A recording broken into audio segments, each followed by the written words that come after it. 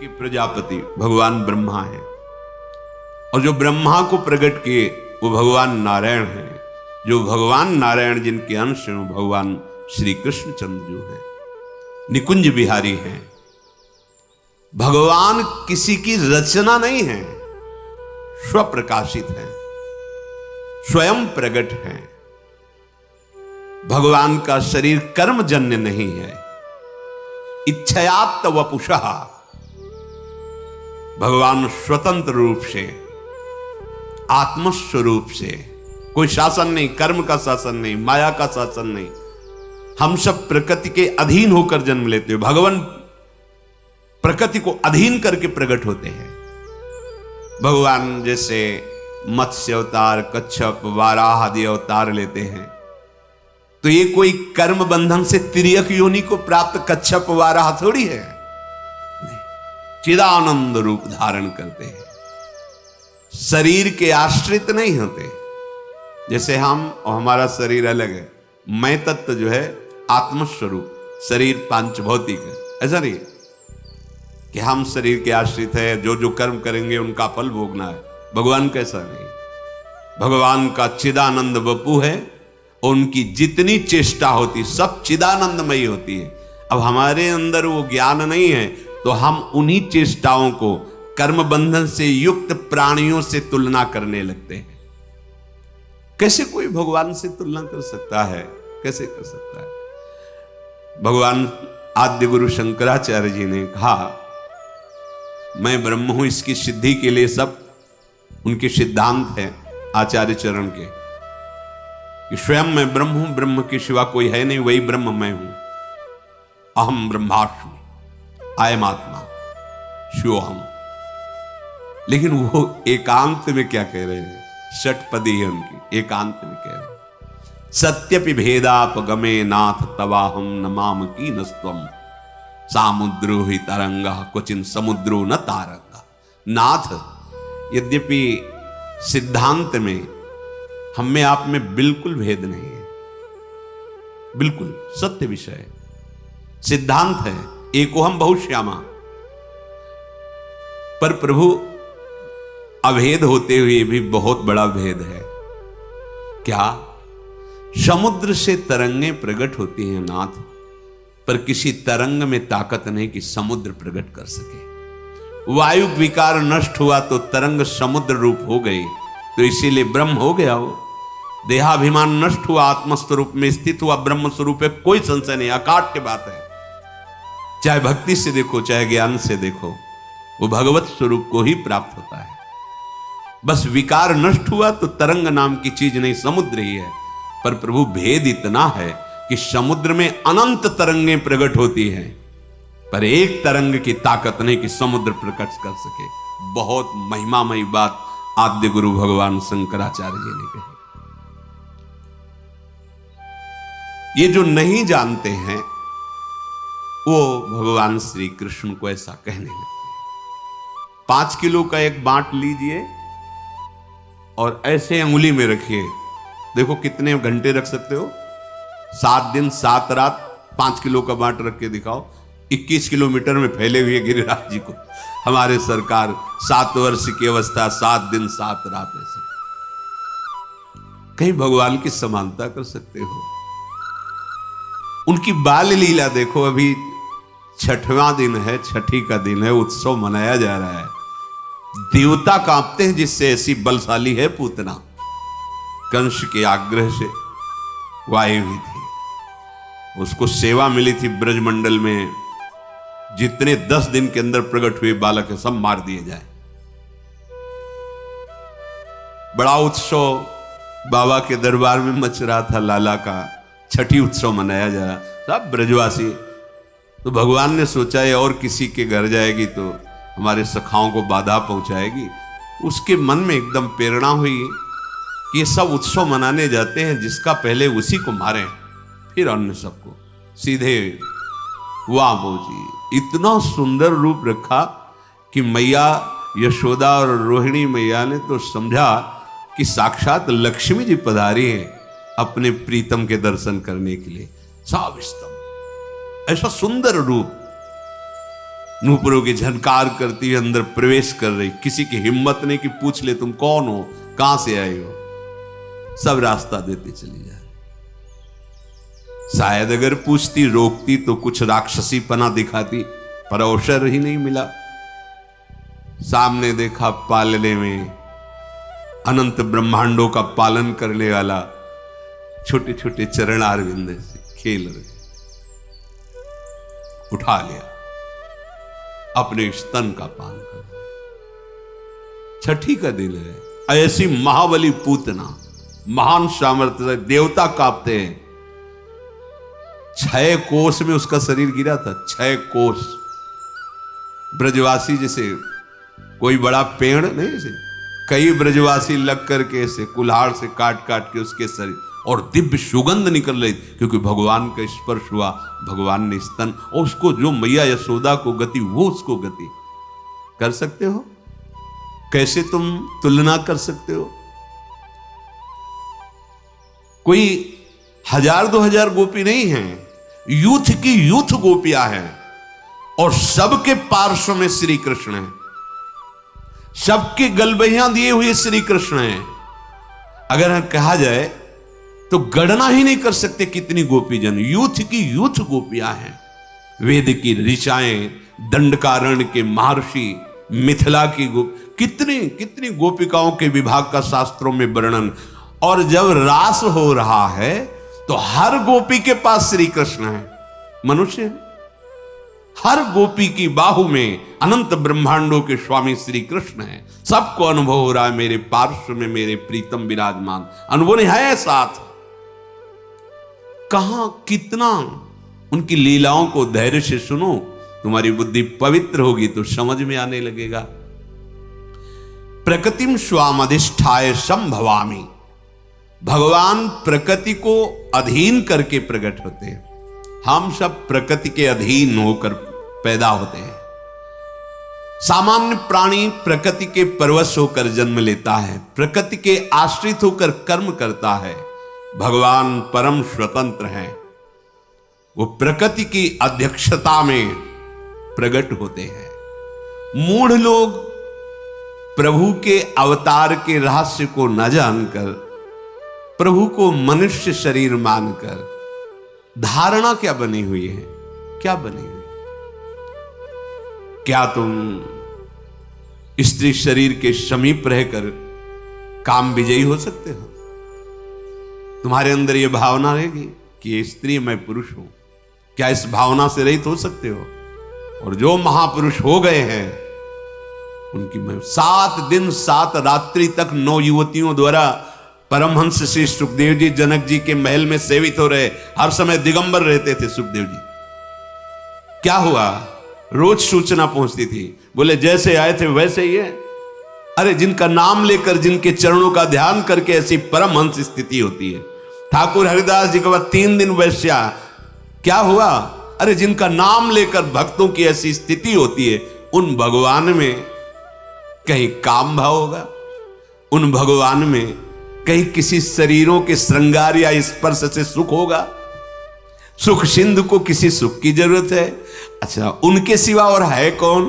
गोपी नाम चतत्पति नाम सर्वेशामेव च, जो गोपियों को पतियों के, जो चराचर जगत की आत्मा है, वही बने हुए, वो अपने आप से अपने आप में खेल रहे हैं। पर वो अपने आप से अपने आप में खेलना, वो बिना भजन के नहीं जान सकते, वो कोई काम चेष्टा नहीं है।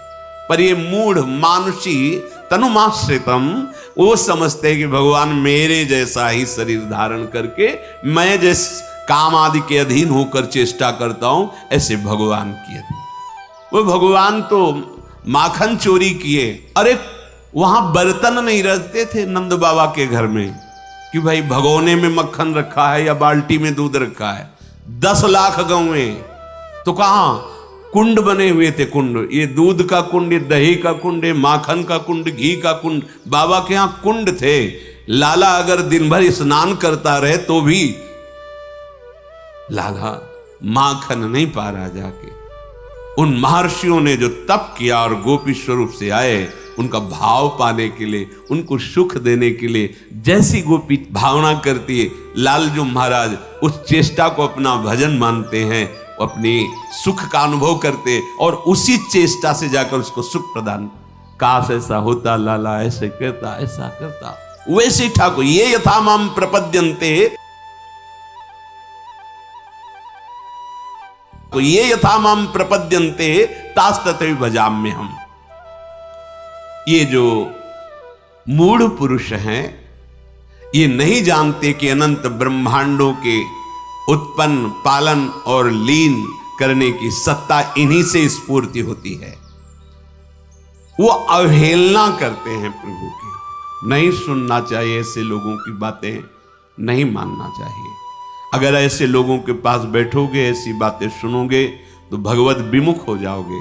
जो हम सुनते हैं, देखते हैं, बोलते हैं, वही मनन होता, जो मनन होता वही हमारी स्थिति होती है। ये उत्पत्ति विनाशशील पदार्थों को सत्य मान करके उनका संग्रह करना और भोगना, यही इनका उद्देश्य रह जाता है। वो ये नहीं जान पाते। जन्म कर्म च मे दिव्य मेवं यो वेत्ति तत्वतः त्यक्त्वा देहं पुनर्जन्म नैति मामेति सोऽर्जुन। भगवान कह रहे हैं, बड़ी कृपा करके भगवान अवतार लेते हैं। ये दुष्टों को मारना भगवान के लिए कोई बात नहीं। एक संकल्प करते हैं तो सृजन पालन लीला उसी संकल्प से चलती रहती है। अनंत ब्रह्मांडों का सृजन निमेष में उनके लिए, बोले कंस को मारने के लिए भगवान का अवतार हुआ, रावण को मारने के लिए भगवान, जिनकी एक इच्छा मात्र, एको हम बहुश्यामा।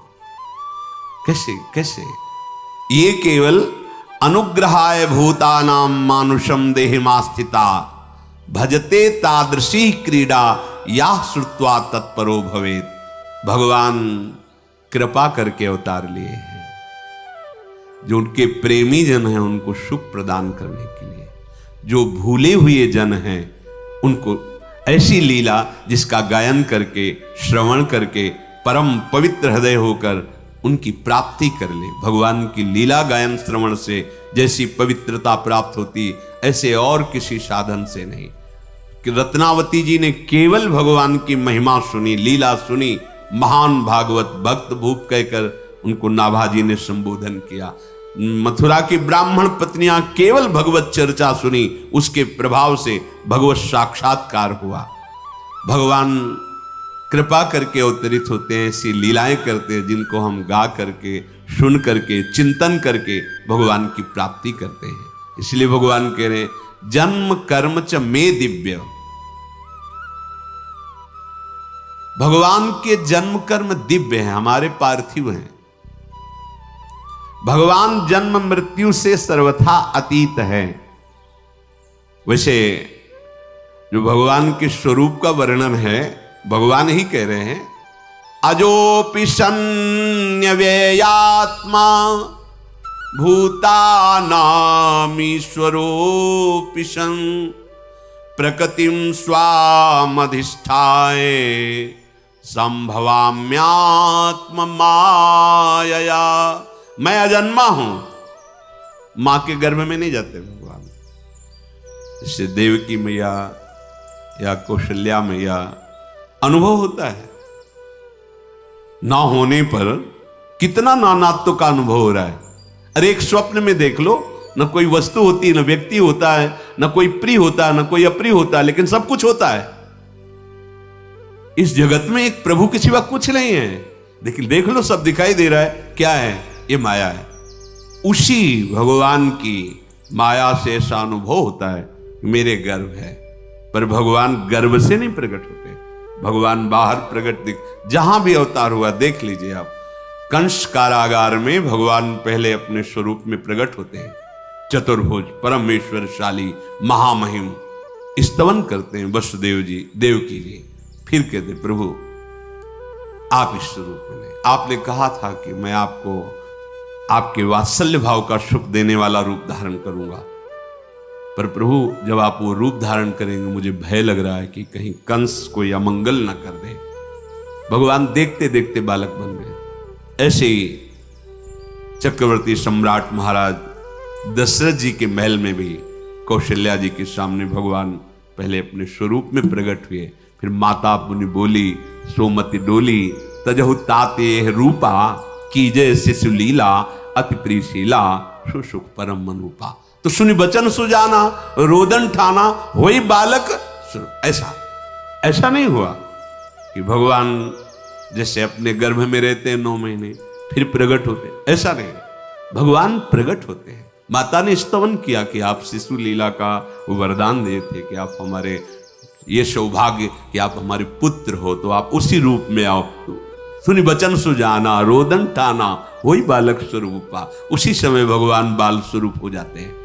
यद्यपि भगवान करे अजोपि सन्य व्यय आत्मा, मैं अजन्मा हूं, अजह अजन्मा हूं, अव्यय आत्मा, मैं अविनाशी हूं, फिर भी अपने भक्तों के लिए, संपूर्ण प्राणियों के परम कल्याण के लिए मैं अपनी प्रकृति को अधीन करके प्रकट होता हूं, देह धारण करता हूं। जब तक हम भजन नहीं करेंगे तब तक भगवान की लीला, भगवान की महिमा को हम नहीं जान पाएंगे, क्योंकि हमारी इच्छाएं तो अभी भोगों में है। जहां इच्छा है वही ममत्व है, आसक्ति वही चिंतन है। कैसे जान पाएंगे? जब तक उनका चिंतन नहीं है तो कैसे जान पाओगे? संसार का चिंतन करने वाला हृदय कभी भगवदानंद का अनुभव नहीं कर सकता, और जो भगवदानंद का अनुभव करने वाला, अनन्य चिंतन करने वाला, उसकी दृष्टि में संसार होता ही नहीं है। वहां केवल प्रभु होते, केवल प्रभु, वासुदेवा सर्वम, केवल भगवान। ये ऐसा जैसे आपको दिखाई दे रहा है तो लगता है भावना करनी होती है, ये प्रारंभिक है ही नहीं कोई, केवल प्रभु ही। देखो गोपी जन करे जित देखूं तित श्याममय, श्याम ही श्याम, जड़ चैतन्य कछु नहीं दिखत, जित दिखत तित श्याम खड़े। भगवान जब प्रकट होते हैं तो लीला ऐसे ही करते हैं कि कोई विवेकवान भक्तिवान ही भगवान को समझ पावे, नहीं तो जैसे सत्यराजित पधारे ना तो सत्यभामा के साथ भगवान भी रो रहे थे, बड़ी विपत्ति आई हमारे ससुर पधार गए। वैसा लीला, ऐसी लीला करते हैं कि ये लगेगा कि भगवान है भला। हमें तो बात जाने दो, गरुड़ जी को नाग पास में बंद गए, मुझे छुड़ाना पड़ रहा है। इसीलिए इनकी शरण में रहकर इनसे प्रार्थना करता रहे कि कभी हमारे नेत्रों में आपकी माया का पर्दा न पड़ने पावे नाथ। भगवान की लीलाएं अलौकिक हैं। भगवान का चिदानंद धाम है जहां अनादि अनंत, अनादिकाल से अनंत काल तक उनकी चिदानंदमयी लीला होती रहती है। उन्हीं भगवान को सर्वांतर्यामी रूप से निराकार भाव से उपासना की जाती है। जब अवतार लेते हैं तो सगुण साकार। इसीलिए हरिराम व्यास जी और बड़े बड़े महापुरुष कहते हैं निर्गुण सगुण ब्रह्म ते न्यारे, दोनों से बिलग, क्योंकि इन्हीं से है वो हमारे बिहारी बिहारिंजू जो नित्य वृंदावन चिदानंद धाम है। ये अपने महल में विराजते हैं बिहारी बिहारिंजू, और इन्हीं के अंश से सब ये लीलाएं होती रहती है। अब यहां से जब अवतार लेते हैं ब्रजमंडल में तो यहां 2 अवतारों की लीला आती है। एक भगवान के ईश्वर अवतार जो कंस कारागार से नंदालय में पधारते हैं, और एक निकुंज से जो अद्भुत रास विलास लीला करते हैं। अगर ये रास विलास लीला भगवान नारायण की होती तो ध्रुवदास जी ने वर्णन किया है, शिव श्रीपति यद्यपि ललचाही मन प्रवेश तिन उनको नाही, निगमागम की कौन चलावे महाविष्णु के मन नहीं आवे, या रस को तवही अधिकारी कृपा करें जब राधा प्यारी। अगर रसिकों की वाणी का आपको परिचय नहीं है तो आप केवल पुराणों से, सिद्धांतों से नहीं समझ पाएंगे, क्योंकि उसके आगे जिसे वेद कहता नेति नेति, उसके आगे रसिक जनों ने जो स्वाद लिया है, जो देखा है, वो यहां वेद रसकन की वाणी, श्री वृंदावन धाम इष्ट श्यामा महारानी, तब ये आंतरिक रहस्य समझ में आता है। गीता में भी भगवान जी ने कहा कि अनन्य भक्ति के द्वारा ही मैं संपूर्णतया जानने में आता हूं। कोई तप यज्ञ आदि के द्वारा मेरे संपूर्ण रूप को नहीं जान सकता। अनन्य भक्ति अर्थात प्रेम के द्वारा ही मैं पूर्ण जानने में आ जाता हूं। संपूर्ण प्राणियों के भगवान शासक हैं, ईश्वर है, शासक हैं, ईश्वर हैं, पर वो अवतार लेते हैं, छोटे बनते हैं। जैसे अर्जुन जी के साथ हैं, पर वो जान पा रहे हैं कि ये महामहिम विराट यही हैं, नहीं जान पा रहे। भगवान वो दृष्टि प्रदान करते हैं अर्जुन जी को। ओ अर्जुन जी जो रूप देखते हैं अब भगवान का तो कांप जाते हैं। वही भगवान जिससे हास परिहास करते हैं, हे कृष्ण हे सखे ऐसे कहकर वार्ता करते हैं, वही भगवान जब अपने विराट रूप का वही हैं, विराट रूप लिए बैठे हैं, सारथी बने, पर क्या कभी देखे पाए?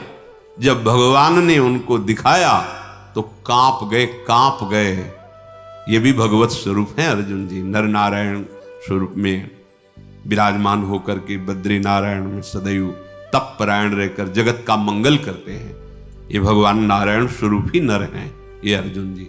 लेकिन भगवान के विराट रूप को देखा, आप पढ़ के देखो, कांप रहे हैं। तमादि देवा पुरुषा पुराणा तुमस्य विश्वस्य परम निधानम वेत्तास्य वेद्यम परमम च धाम त्वया ततम विश्वमनंत रूपम वायुर्मग्निर्वरुणा शशांका प्रजापतिस्त्वं प्रपिता महश्च।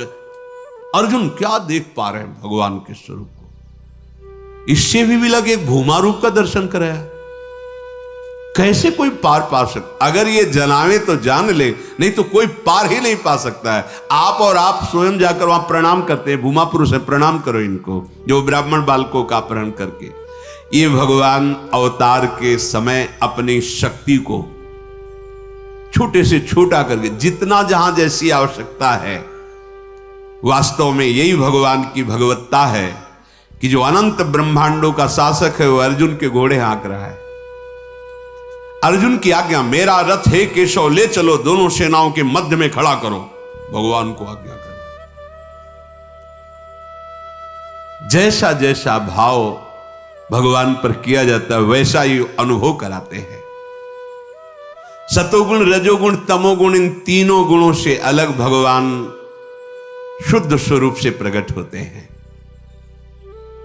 कोई रंग ही नहीं है जिससे, कल एक बच्ची पूछ रही थी, प्रिया जो कितनी गोरी हैं और श्याम सुंदर कितने काले हैं। गोरी प्रिया भी चकोरी की तरह जिन्हें देखती है, ऐसे श्याम सुंदर है। नंद के लाल हरियो मन मोर, कौन बोल रही? हमारी स्वामिनी जी, जिनके रूप का वर्णन करने के लिए उनकी सखियां कहती तेरो रूप कहत नहीं आवे। प्यारी जी कैसी कोटि कोटि रसना जो रोम रोम प्रति होए, प्यारी जू के रूप को न प्रमाण कहो जाए। चाहे स्वामी जी बोले, चाहे हित जी बोले, चाहे ध्रुवदास जी बोले, जितने रसिक महापुरुष, ऐसा रूप प्यारी जी चकोरी की तरह देखते हैं। थे कहत चहत प्रीतम दिसी बदन चंद्र मनो त्रसित चकोरी। आप देखो ऐसे हैं काले श्याम सुंदर कि गोरी प्रिया जू के नेत्र चकोरी की भांति उनके रूप लावण्य मिले। ऐसे मत समझना कि श्याम सुंदर काले जैसे है, ऐसे नहीं है। मुनि मन मोहन, विश्व मन मोहन, मदन मन मोहन और सुमन मन मोहन। नंदालय में जो खंभे हैं वो मणिजटित हैं। तो लालजू की जो प्रतिबिंब जब माखन खाएगा, ऐसे कितना सुंदर रूप, और मैया देखकर आनंद ले। सुमन मनमोहन, अपने रूप को देखकर लुभायमान हो जाते हैं और कहते हैं हमसे दोस्ती करोगे? वो रूप दिखाई दे रहा है, बहुत सुंदर, माखन खाओगे? नहीं खाओगे? अच्छा, प्रभु अनंत ज्ञान के समुद्र, अनंत रूप के समुद्र। और प्रियालाल का जो रंग है वो प्रकृति में है ही नहीं है। प्रकृति में सतोगुण, रजोगुण, तमोगुण से ही सब कुछ प्रकट हुआ है। और प्रभु का त्रिगुणातीत रूप है, सच्चिदानंद रूप है। तो स्याही ही सच्चिदानंद नहीं तो कैसे बना है? पर जितने रूप है सब उनके हैं, क्योंकि कहो सो कहां जहां प्रभु नहीं। पर होते हुए भी अभी वो नहीं, और वही ना होते हुए भी सब जगह है। बड़ी सुंदर पहेली है, सुलझा लो तो महापुरुष हो जाओगे। सबसे परे, सब में भरे, वही है। पर इतने सुंदर हैं कि तुलना में कुछ है ही नहीं। अनंत ब्रह्मांडों में है ही नहीं कि कैसे श्याम रंग की तुलना।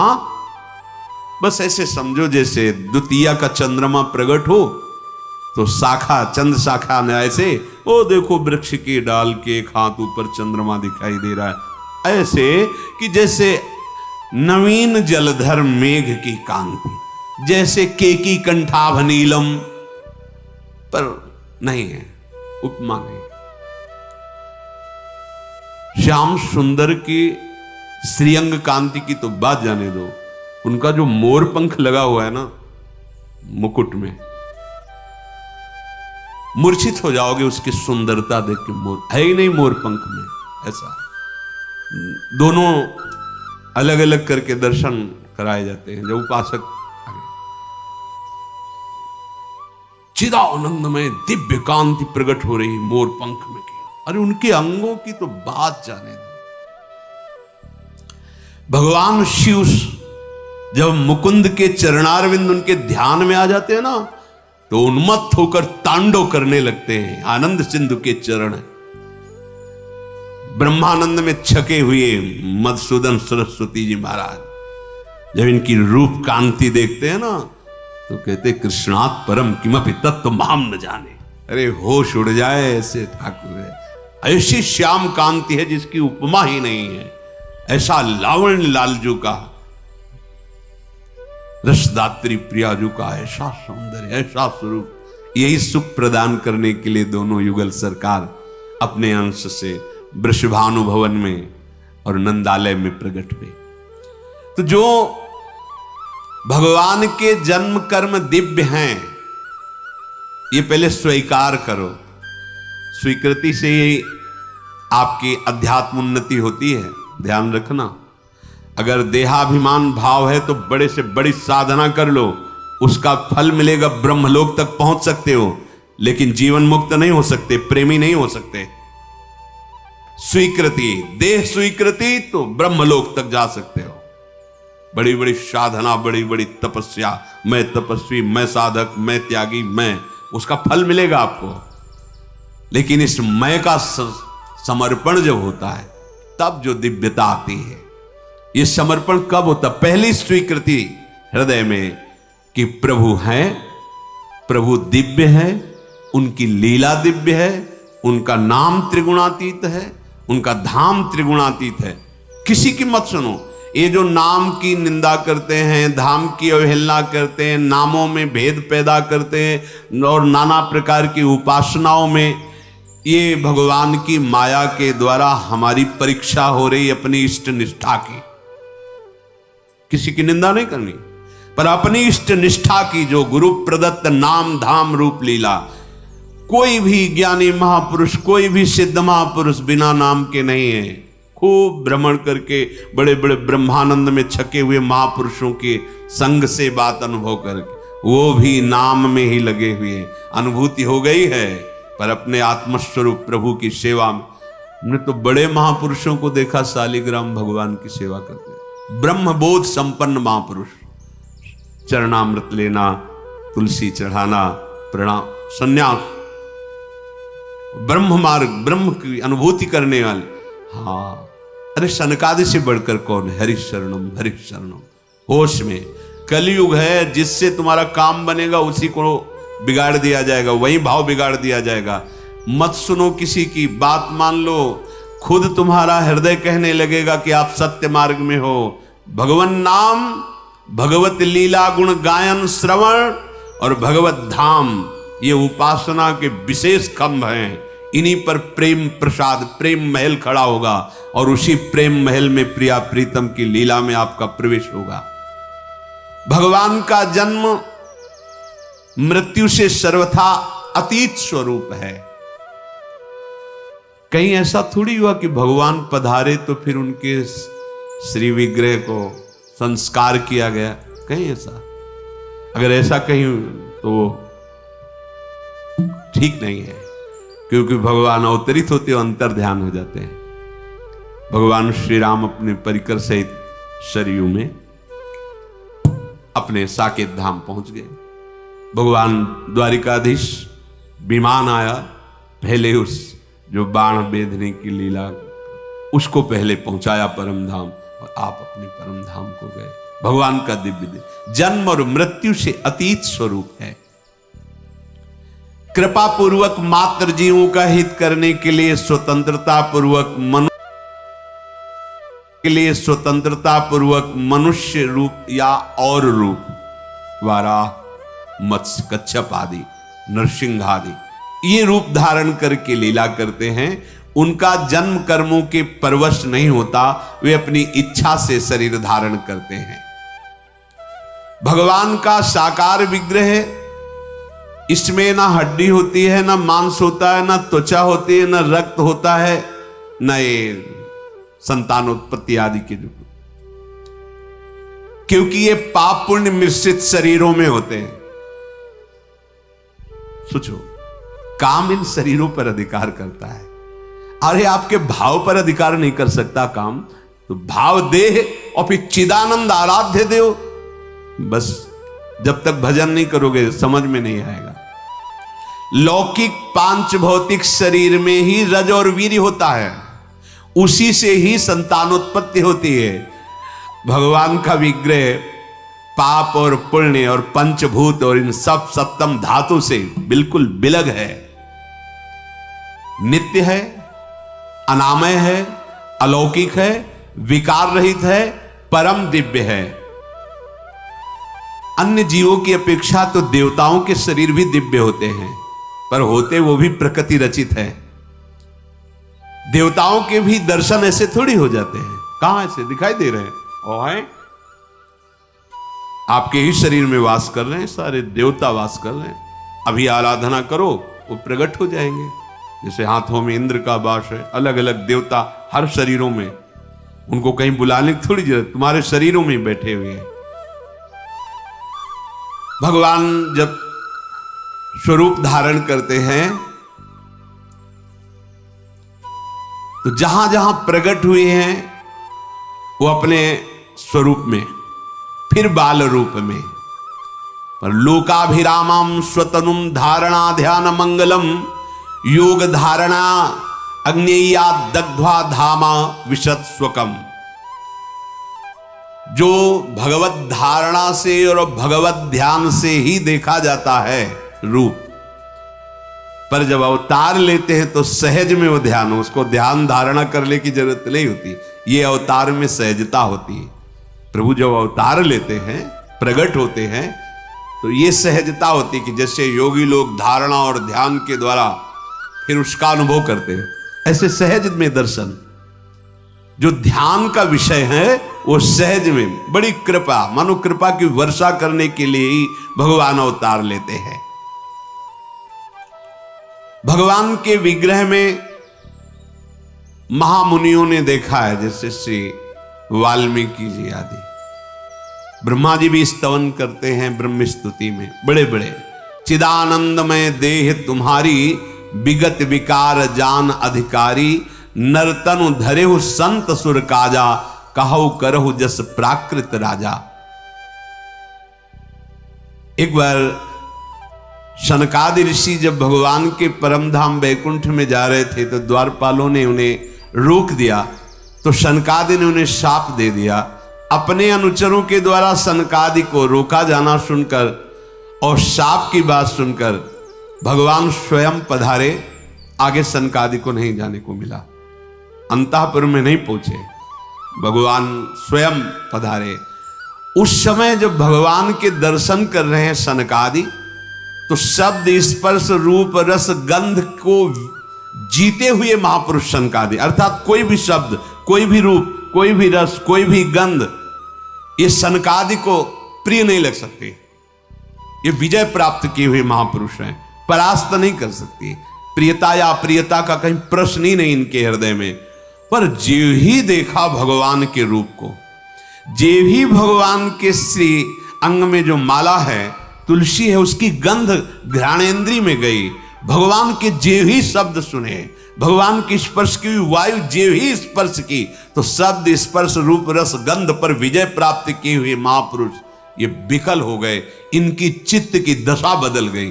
तो क्या है ये? भगवान का सौंदर्य, भगवान का रूप कोई ये पांच भौतिक या जागतिक नहीं है।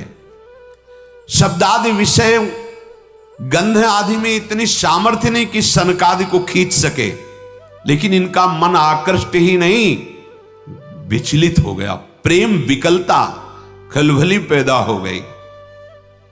दिव्य गंध, दिव्य दर्शन, चिन्मय स्वरूप को देखकर सनकादि विकल हो रहे हैं। सनकादि जनक जी विकल हो रहे हैं। इन्हीं विलोकत अति अनुरागा, बरबस ब्रह्म सुखै मन त्यागा। तो ये भगवान का अवतार, भगवान की लीला कथन श्रवण मनन करके हम इस माया पर विजय प्राप्त कर लें, इसलिए भगवान का अवतार हुआ है। अगर हम भजन नहीं करेंगे, सदाचरण नहीं करेंगे, भगवत चिंतन परायण नहीं रहेंगे, तो एक दो दिन आप उत्सव मना लो आस्तिकता के कारण, फिर इसके बाद आपका चिंतन वही विषय रहेगा ना, तो आनंद तो नहीं आया ना। नंद के आनंद है, ये तभी होगा जब यहां आनंद सिंधु जो हैं वो प्रकट हो जाए। वो तभी प्रकट होंगे जब आपका चिंतन अनन्य होगा। अन्य चिंतन, ये बहुत बड़ी बात है, यहां अपने लोग चूक करते रहते हैं। सुलभा भगवान शब्द बोले हैं, सुलभा, मैं उसके लिए सुलभ हूं। अनन्य चेता सततम यो माम स्मृति नित्य सा तस्याहम सुलभा पार्थ, मैं उसके लिए सुलभ हूं। बस चिंतन, चिंतन उसी का बनता है जो भगवान की लीलाओं का गायन करता है, लीलाओं का श्रवण करता है और उनकी चरण सेवा करता है, सेवा विराजमान करता है, नाम कीर्तन करता है, नाम जप करता है। इससे अभ्यास ऐसा बन जाता है कि फिर प्रभु का चिंतन छूटता ही नहीं। तंद्रा में है या निद्रा में है, स्वप्न में है या जागृति में है, वही बने रहते हैं, उन्हीं का चिंतन चलता रहता है। उनका चिंतन होना अर्थात भगवत प्राप्ति होना, अखंड चिंतन। फिर आप देख लेना, चिंतन संभालो। भगवान का अवतार अनन्य चिंतन करवाने के लिए हुआ है कि हमारी लीलाओं को गाओ, सुनो और उनका मनन करो, हमारा अनन्य चिंतन करो। कृपा सिंधु भगवान अकर्ता हो करके भी ऐसी चेष्टा, ऐसी क्रियाएं करते हैं जिनके केवल गाने मात्र से, देखो, सब काम से पीड़ित हृदय वाले जन ये समझ ही नहीं पा रहे सुखदेव जी महाराज क्या कह रहे हैं। भगवान श्री कृष्ण के द्वारा ये जो रास लीला की गई है, अगर इसका आप गायन करोगे तो आपका हृदय रोग, काम रोग दूर हो जाएगा। देखो, श्री हिताचार्य चरण कह रहे हैं कि जो चतुरासी जी के 84 पद हैं, इनमें उन लीलाओं का गायन है। अगर आप इन लीलाओं का गायन करोगे तो आपके हृदय में जो काम वेदना है शांत हो जाएगी। भव जलनिधि को नाव, काम पावक को पानी। आपके हृदय में प्रेम प्रकट हो जाएगा, प्रेम भक्ति को मूल। आपके सारे शोक संताप नष्ट हो जाएंगे। मोद मंगल सुखदानी, और सारे वेदों का सिद्धांत सार है भगवत लीलाओं का गायन श्रवण करना। और इन्हीं नेत्रों से निर्खय जुगल किशोर, इतना लीलाओं में सामर्थ्य भरी है।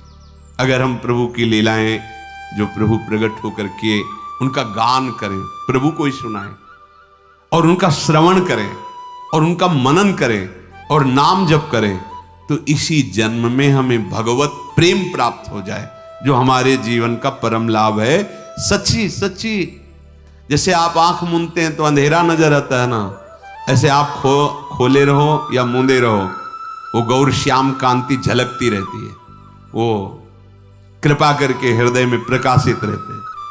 ऐसे है तो जिधर देखो उधर वही छाए रहते हैं। यही जीवन का परम लाभ देने के लिए भगवान अवतरित हुए। बड़े बड़े जो बलशाली असुर हैं, एक संकल्प से पूरे ब्रह्मांडों का विनाश हो जाए, उनके लिए अवतार लेने की जरूरत नहीं। वो अपने प्रेमी जनों को सुख देने के लिए और प्रेम प्राप्त करने के लिए लालसा वाले उपासकों के लिए जो भगवान ने लीलाएं की, उनका गायन करें, श्रवण करें, आनंद उत्सव मनाएं। हमारे हृदय में भगवान प्रकट हो, हमारे हृदय में प्रियालाल प्रकट हो। शेष चर्चा आगे। श्री राधा वल्लभ।